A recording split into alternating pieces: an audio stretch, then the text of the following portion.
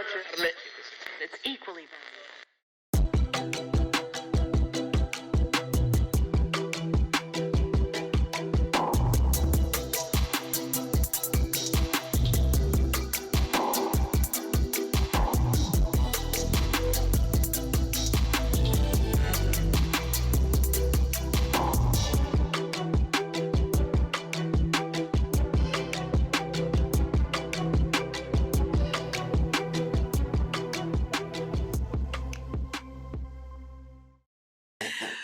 Okay, well, welcome. My name is Franny Knight, I'm Damon Patterson. and this is The KC Dev Report.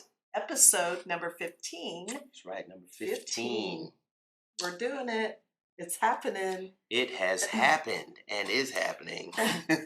And we're starting to really get into some of the creative sides of Kansas City's development. And so this episode and the next episode has a lot of creative flair in it. And we're going to be talking about The Rise of the Creative Class. It's actually a book by Richard Florida, written 18 years ago, 19 years ago.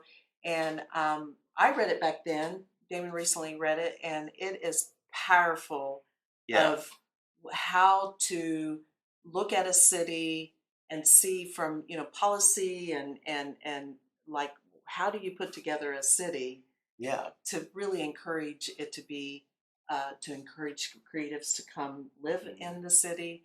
And so we're going to talk about like the specifics of how that book relates to Kansas City tonight, right? Yeah. So you've read it recently. So give us just a little your synopsis of what the book's about. Well, if I was to give it a synopsis, I would say The Rise of the Creative Class. I think Richard Florida was trying to explain what makes a city tick, especially in regards to creativity. And he has often creativity is looked at as just painters, singers, or dancers, or photographers. But in Richard's definition of creativity is everyone. Is everyone is creative, and I love the that. human spirit is creative. So that kind of opens up to who he's talking about as far as creative people. But I think he was trying to show what makes a city tick and what qualities make a healthy city or a vibrant city, or what qualities make a city not vibrant. So it's kind of it's a big picture book. If that makes sense, it's a way to look at a city from the big picture. Right. And if you've looked at any of our other episodes, we tended to look at individual development projects that were happening. And I think us doing this show and looking at this book helps us to look at a city in a bigger picture. Like what's happening to the whole city as one. Right. I kind of jumped around there, but... Yeah. No, I agree with that. And it's... I think that the way we've came to this particular episode, and the book kind of popped in because I had read it. It's like you and I want to see Kansas City continue to go in the direction, actually the way it was in the 20s, 30s when we had the episode on the Boone Theater. Mm-hmm. So if you're all watching, we've got 14 other episodes for you all. It's uploaded we have it on our Facebook page, the KC Dev Report. Mm-hmm. We also have it on any podcast format that, whether it's Apple or Spotify, Google. All of them, you can find us in all the past episodes. So we're referring to the Boone Theater, which is at 18th and Vine. And that really stirred up in you and I this, because we were called the Paris of the Plains because of all the creativity that was going on at that time. Mm-hmm. And as we've been looking into what's being developed in Kansas City now and in the future, we're feeling this, Damon and I are feeling this real need for a creative approach, right? Like, and who are we as a city now? Like, what is our our uniqueness and Mhm. and that is a draw for people. And so the creative class that Richard Florida wrote. Now I think he's an urban planner. Is that right, or is he a sociologist? I can't remember. He's kind of a consultant on probably both of those areas.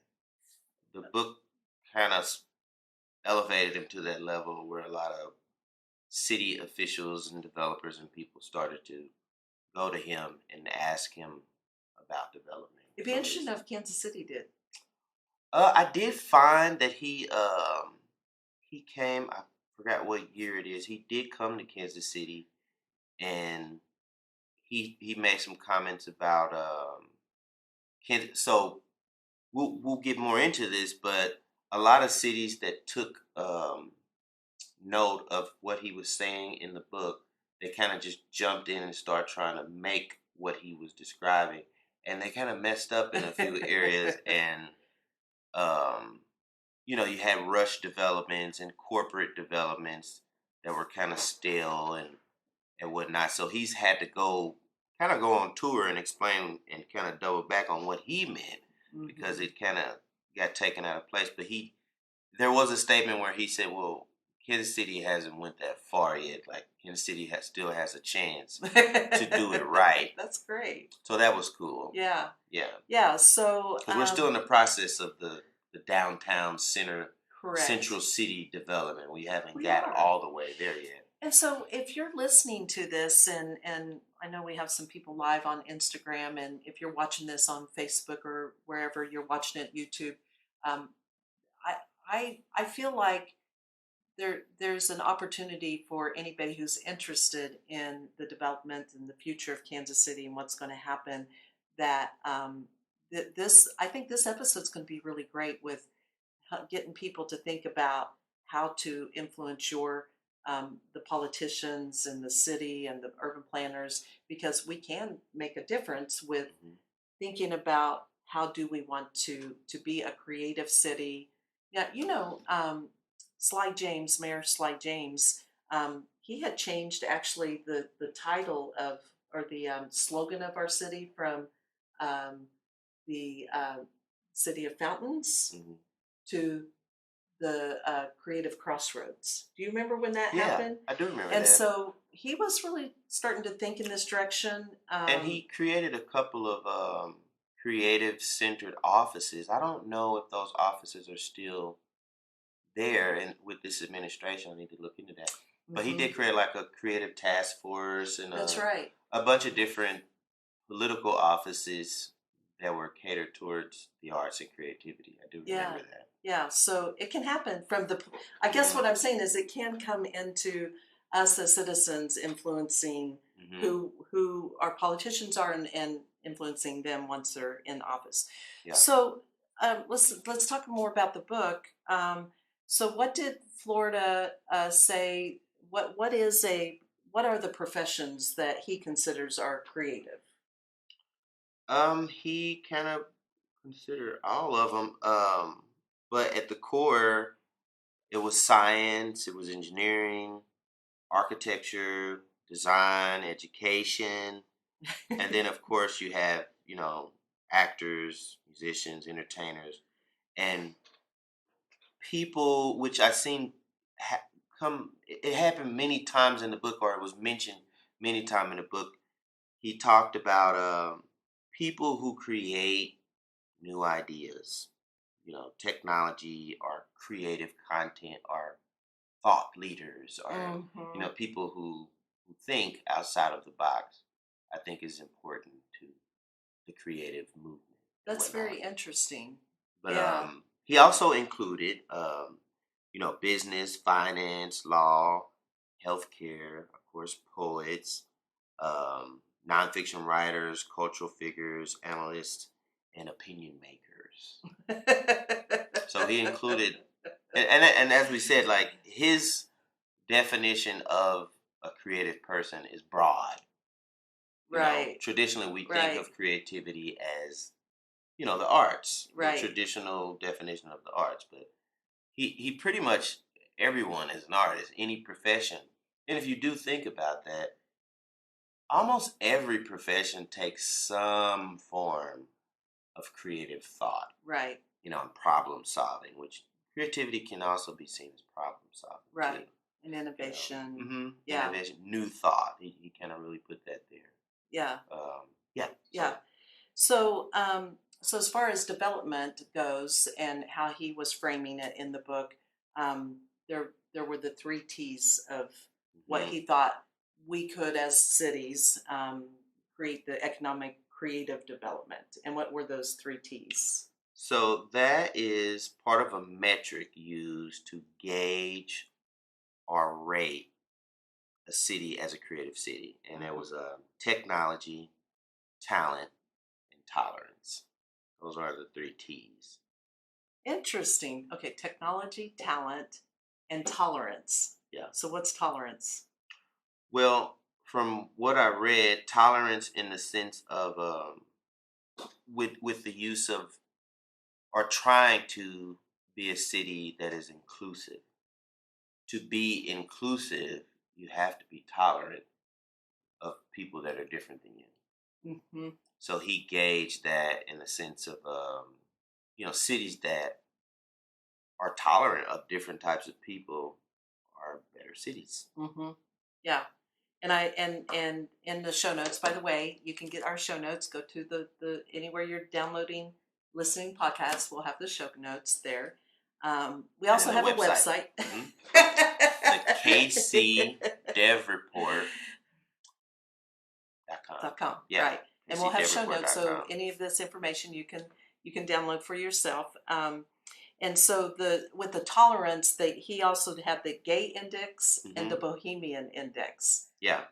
which I would guess goes into the tolerance Yeah. category, right? That all goes into the other metrics that he was using to rate cities. Right. And the theory that he has is if a community has either of these groups present, it ranks higher.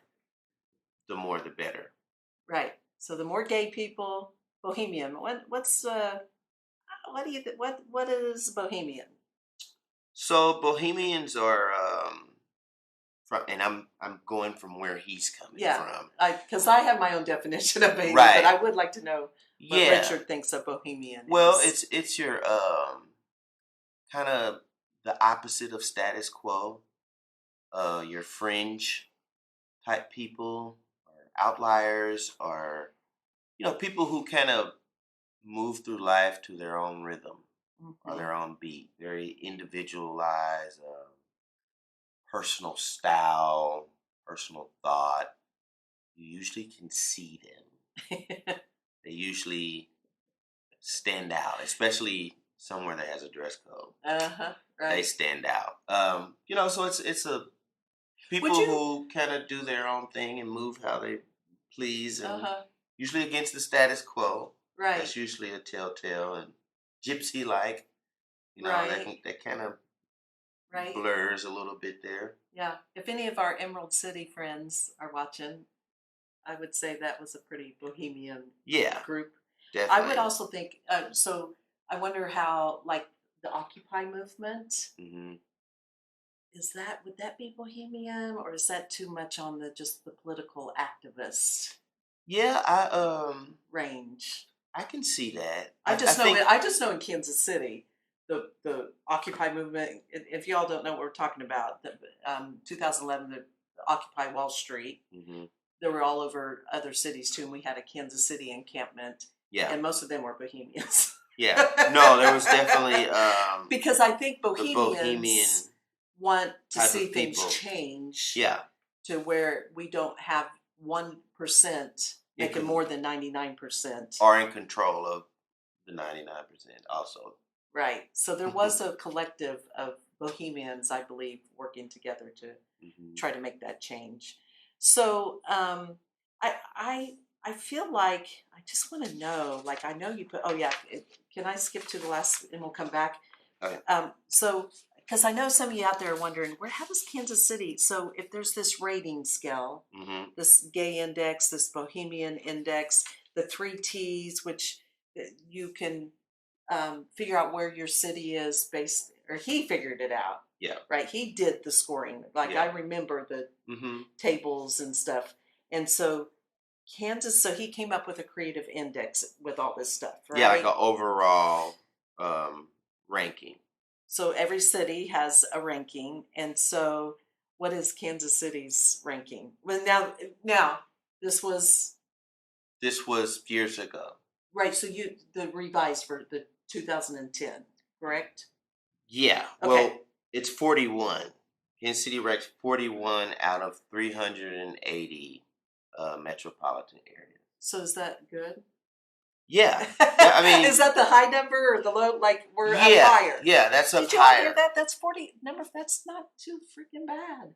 Yeah, and I that's know. pulled from like you said, the 3 T's and the Bohemian Index, all those indexes, the creative indexes, and part of I found in the technology and the intellectual property is how many patents a city is filing. And I did find a fun little fact. It was Kansas City at that time had filed 7,952 patents. So that makes sense that he used that metric. That's a really interesting. You never think about that, like what area is filing the most those patents because they're Ooh. inventing things. That's pretty cool. interesting. Yeah. Well, and again, you can get the show notes from us, and if you're on Instagram, I'll post. We go to our website kcdivreport.com to get the show notes, and you'll get the summary of this. But so back to the talent tolerance technology. Mm-hmm. It shows Kansas City. We're 48. Again, this is out of 380 metropolitans that he looked at. So we're 48 on talent. Tolerance, though, 106. That's still not bad out of 380. Yeah. Right? It's still not at the bottom. Right. Right? So that's not bad. And then technology index, we were the highest. Yeah. At 24, which was interesting. Yeah. That's yeah. I do think we're moving along with we do. We've had and especially in the last big waves of Kansas City growing, there's been a lot of effort put into being a technology city. And I think we even competed in a few national kind of contests or bids for being a smart city and what's the word I'm looking for? Like all of the shared workspaces and stuff kind of catered to technology startups and whatnot. So there was quite a few startups that started here and migrated here. A lot of technology headquarters are here. So Kansas City is, and then the Google Fiber. Google Fiber kind of starting in the area. So there's a lot of technology stuff going on here. Yeah. Okay. So thank you for letting me go to the back page because I knew you was gonna do that. I wanted to get the score out. I couldn't wait. You all had to know what's the Kansas. So again, the Richard Florida, who wrote the book, The Creative Class, has ranked Kansas City as number 41 out of 380 cities. So I just have to say, the other thing we've talked about, Damon, is like what are we proud of in Kansas City? Right. What are we proud of ourselves? Look, we all know that we're proud of winning the Super Bowl and having a great Chiefs team. See what happens this year. And we're also proud when the Royals won. And so those are some big things that we're proud of. But like the creed of the arts and the technology. We have more fountains than yes, that's right. We any do. other city. And barbecue. Second to I think it was Rome or something like that. Yeah, fountains, barbecue, Chiefs, Royals. Sporting KC has been doing really great too. So restaurants, we have great restaurants. restaurants. Got great restaurants. That's a huge thing. Yep. Parks and boulevards. Those are a few true. things. Right. Yep. So the idea is if we're going to grow and our development go in the direction to draw people into our city, it's we've got to have some uniqueness about us that makes us go, hey, come to Kansas City because we are right. Yeah. And I think personally, if we're number 41 out of 380 cities, Mhm. we should be singing about that more. We should. I don't. Once again, I don't think that people know. That's what I'm I don't thinking. think people I don't know. Do you guys know? Those who know. are watching, if anybody's watching, and if you're watching this later as a recorded video, like, did you know that we were number 41 out of 380? Now, this is by one person's very unbiased Yeah. scoring system. So, well, we'll leave it there. But that would be great to see us really talk about how much more creative we are than I think we do talk about. Okay, so let's talk about a few other things from the book. So, what is the quality of place? Quality of place is it's about what is there, what's in a place, or what we're talking about a city, and it could be a community, a neighborhood. What's there, who's there, and what's going on. So, as far as what's there, a good balance of man-made environment and nature. Also, the presence of spaces to pursue creative lives. So that's the what. Good Mhm. balance of man-made stuff, environment, and nature. So man-made and nature, a good balance. You don't want too much of either, supposedly. And in the presence of spaces, creative spaces, basically. If we Yeah. talk about, where does creativity take place? Do we have an abundance of those? Are they accessible? Those are questions to ask. Mhm. Who's there? So, active, exciting, creative endeavors, people engaging indoors and outdoors in arts, and culture nurturing type places. And then what? The what? What's Oh, going yeah, on? what's there? Who's there? Okay. Yeah, what's there? Who's there? Hmm. Yeah, that's what it is. I put it twice, but Got it. what's there? Who's there?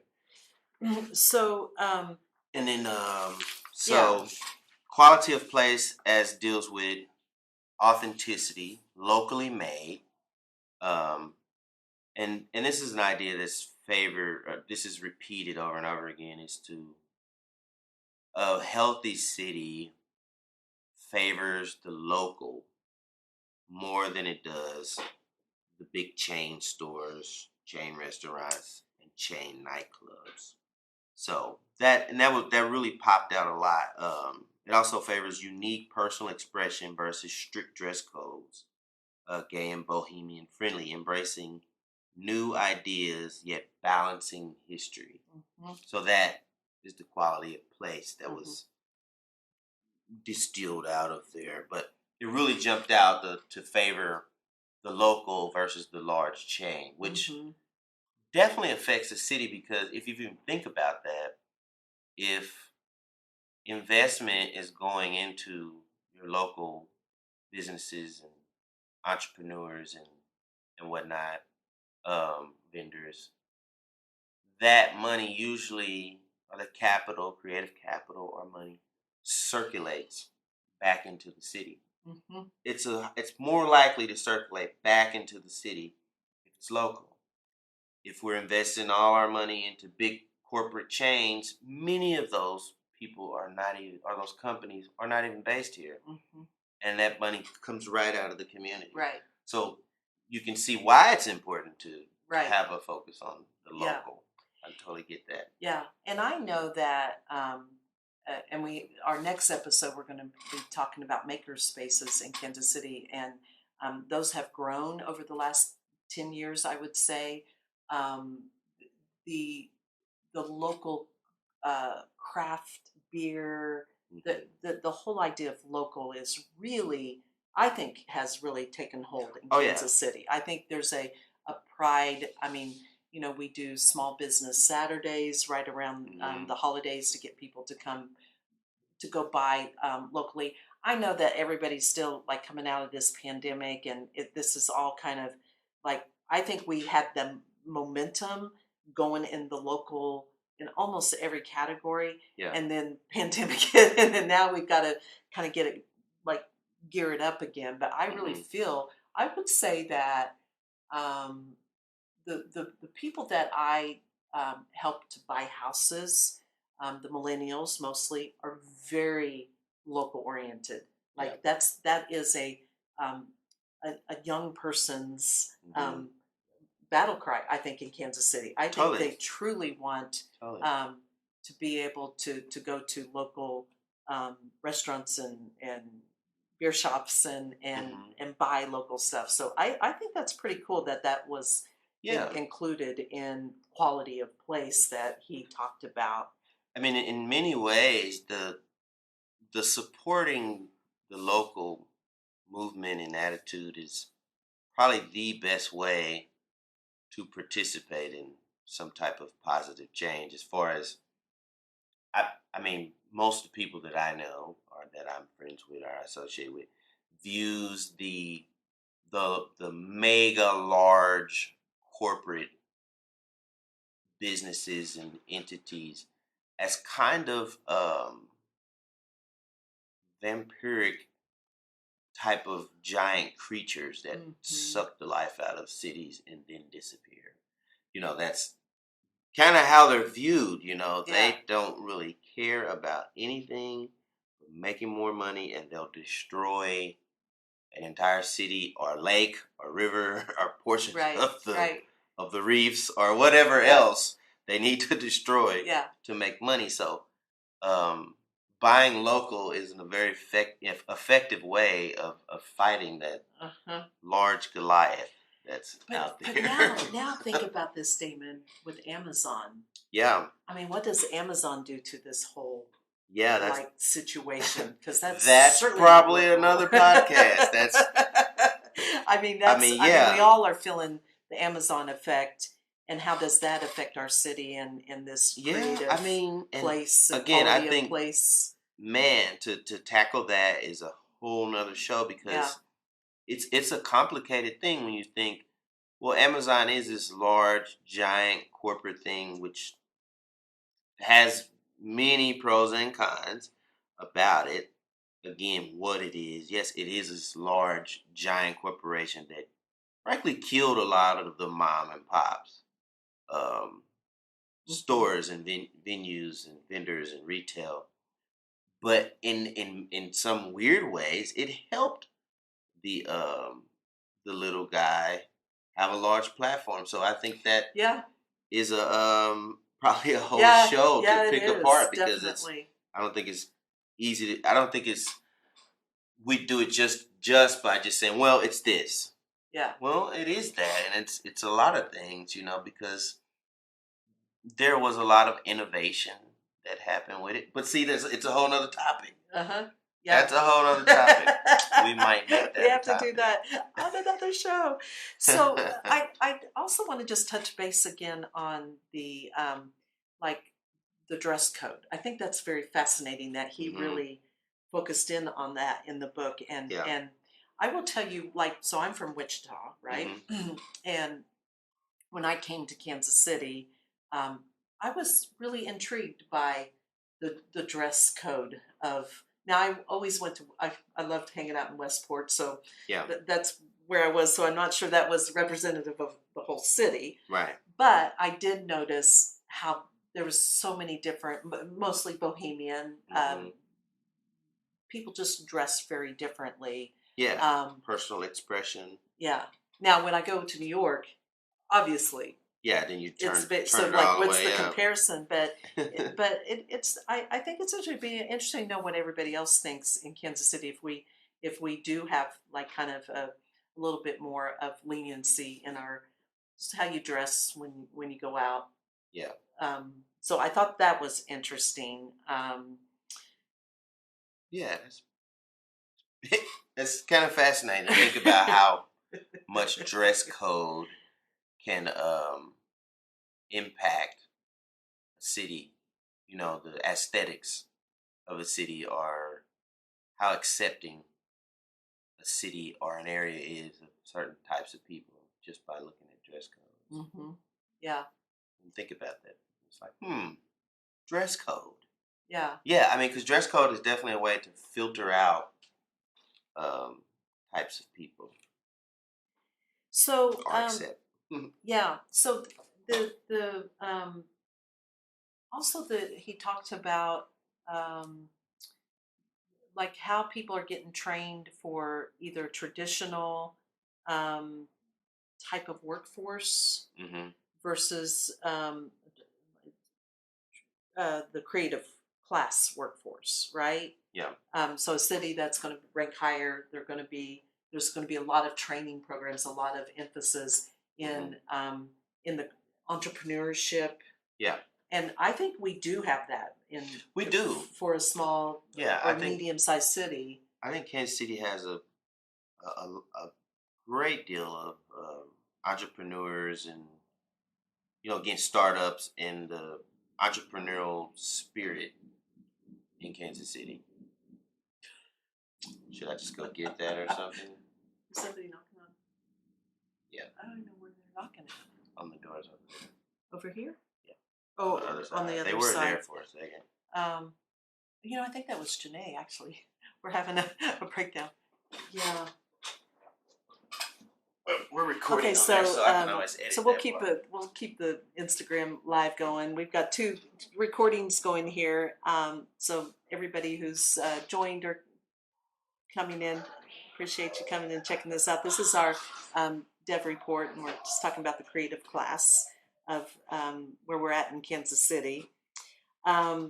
So entrepreneurship. I think we're pretty strong in that. I also think that one of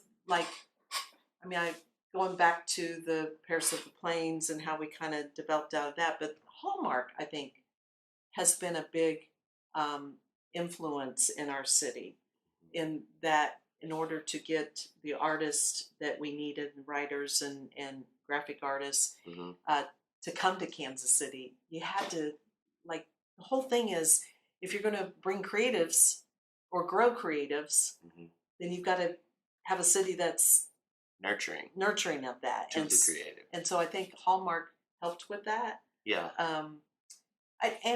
We have the Kansas City Art Institute, which Yep. is a top of the line art institute. So that's pretty cool. So I do believe we have the Kauffman Foundation with entrepreneurship.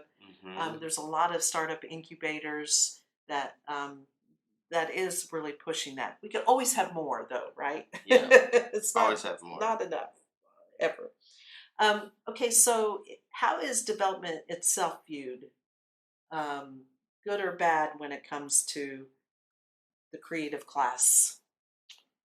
So a focus is put on the locals as source and beneficiary. It encouraged cities to move away from large, generic, bland, and subsidized projects that don't contribute much back into the local economy. It cultivates the 3 T's, right? Mm-hmm. So promotes density, tourist walkability, green spaces, public spaces, diversity, quality of place. Mm-hmm. So development itself, from this perspective, is not bad.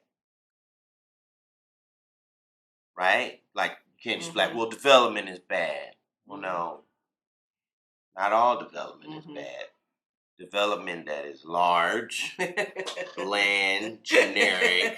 Let's see. Subsidized. I'm going to just throw an and idea. Doesn't contribute much back into the local economy is bad. So, well, what is good? Okay, wait, hold on. Time out. So I'm just going to throw an idea out here of large, bland Generic. apartments. Yeah. We're going to always have to come back to that. We Damon and I are always like all the thousands of apartments and buildings that have been developed in the last 5 to 10 years in Kansas City is not good development for the creative class. Now, I know don't that even look nice. I mean, I know that it houses people who want to be good, move here and be in the creative class, but the aesthetics, yeah, the aesthetics doesn't really work for. The aesthetics are very, like, I mean, they're bland and generic, and there's no, it doesn't, and this, I know this part is like, meh,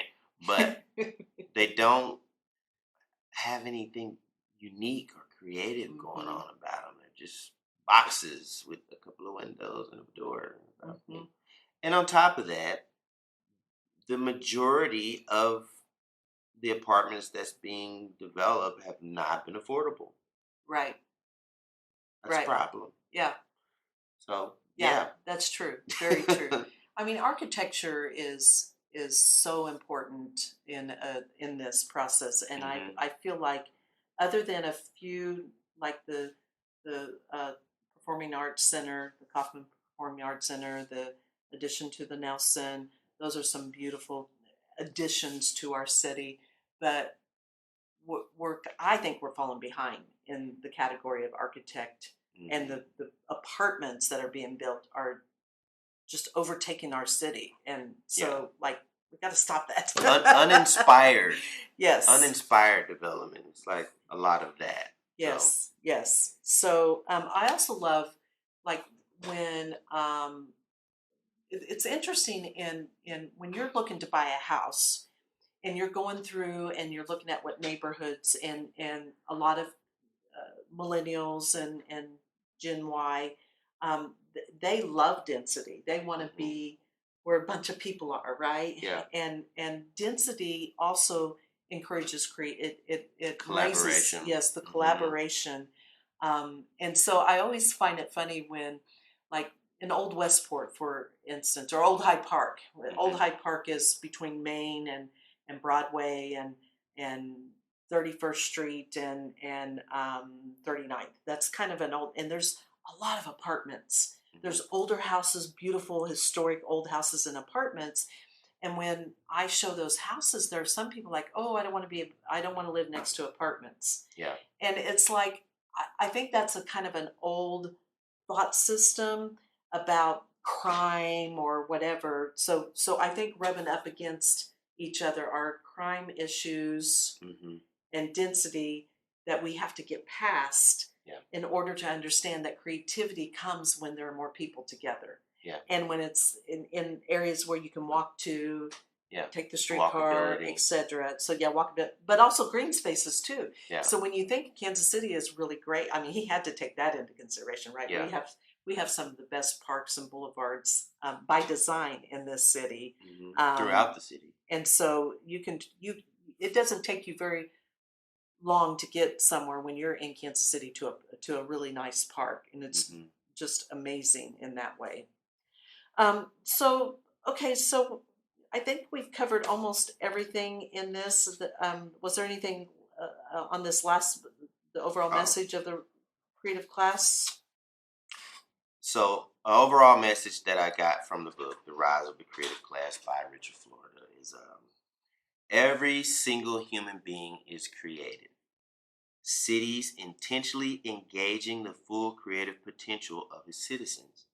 The creation of human centered, equitable, sustainable, inclusive, creative societies. Overall, I believe the book is a love letter to the creative human spirit, encouraging it to mobilize at the local level and be conscious of itself and its power and energy to help issue society into the creative age. Hmm.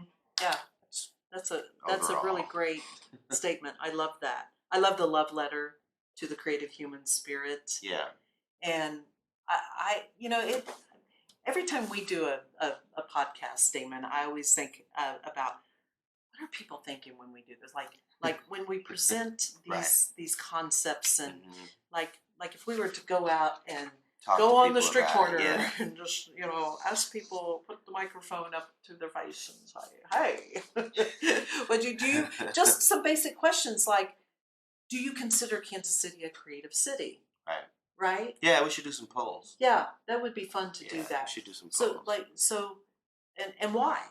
Mhm. And what do most people think of a city that's a creative city? Like, we just talked about all the indexes and the things that Richard Florida think make a creative city, which I agree with most of them, to be Mhm. honest. Yeah. I don't know if I think he does not include. Well, I guess he does do diversity. That's fine. Um, yeah, I mean, with it talks about the gay and bohemian, but that's just two diverse Right. categories. But yeah, so it'd be fun to find out what people think We should do some about polls. Kansas City, and especially since you Do know, some polls. yeah, we should do some polls. We're gonna do some polls, people. So I was really kind of surprised about us being number 41. I would not have thought we were that high, so that's exciting to me. Yeah. To think that we're not doing too bad. No. And, And I think we're poised. I think Kansas City Mhm. is poised in a lot of ways to go higher. yeah, yeah. Okay, All right. this was fun. Yeah. I enjoyed doing. Again, this. if you want to see any of our past episodes, you can go to any of your podcast platforms and plug in the KC Dev Report, or you can go to the Facebook page or YouTube. It's all the KC Dev Report, and you go to the website also to get our show notes or the past shows. The KCDevReport.com. All right. So I'm Franny Knight, I'm Damon Patterson. and this is The KC Dev Report. That's equally valuable.